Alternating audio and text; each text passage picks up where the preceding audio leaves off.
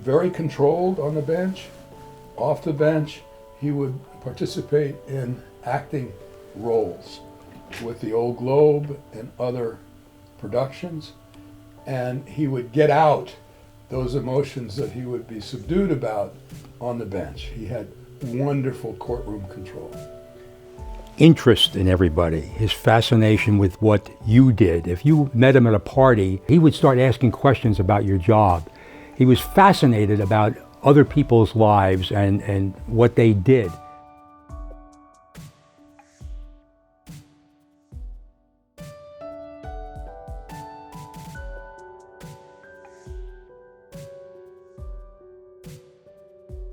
Deep, deep compassion.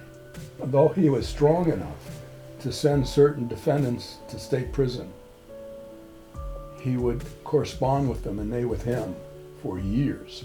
I'm a friend of the judge. I met him during a court proceeding I was having. Back in 1996, I was looking at quite a bit of time. You know, he wanted to know the whys of everything, why people did things, and he just had a fascination for everybody. Apart from his work as a lawyer or a bench, as a human being, very fascinating guy. When it came time to sentencing, he really directed himself towards me. He was saying nice things, telling me how my lifestyle was just destroying my life, and he told me that he's going to give me his address and I could write him. He was going to University of Missouri and studying to be a journalist, and World War II happened, and he found himself in Patton's Third Army in the Battle of the Rhone and the Rhine, and was a forward artillery observer. That can be a very short-lived experience, but he must have done it remarkably well because they awarded him the Bronze Star. He wasn't wounded, but he did have a chance to go into Germany with the army, and he saw some of the concentration camp issues.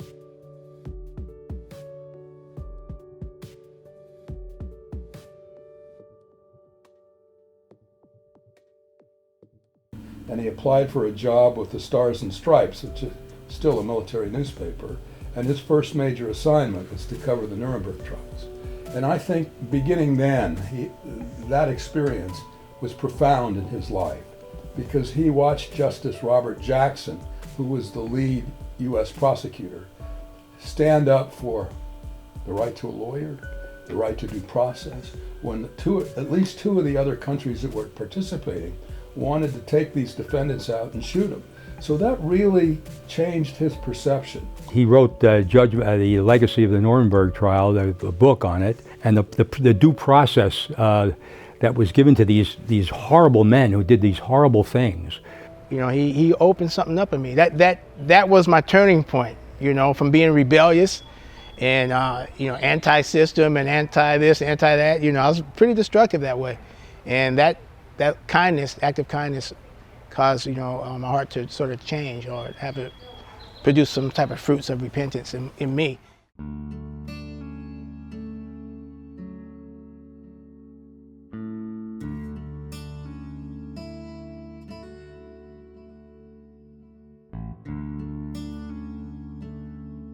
He always had a very strong regard for the jury system in the United States. And he instructed his bailiff that when the jury comes in the courtroom, you announce, "All rise." And everybody in the courtroom stands up while the jury goes and sits down. That to me was classy. And he went to Stanford Law School, and he finished Stanford at the tender age of 38. And then he came to San Diego and worked for the district attorney. And he did that for 8 years and formed the realization with some others that there's really not an adequate level of representation for poor people charged with serious crimes. And he and two others formed this Defenders Inc. of San Diego.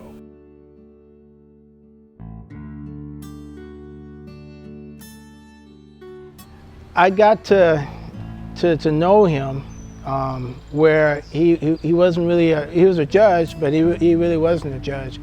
He was somebody that was that I could learn from.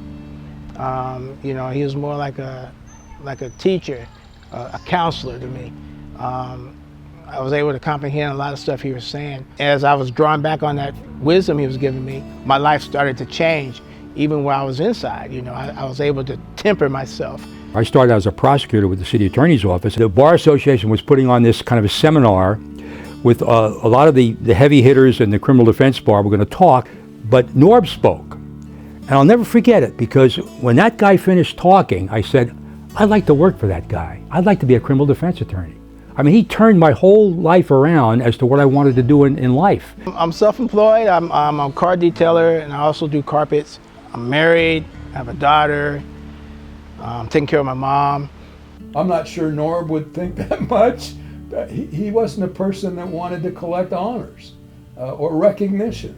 He would never ask for anything like that. Judge, I'm gonna have to tell you, you're a very, very, very, very, very special man to me.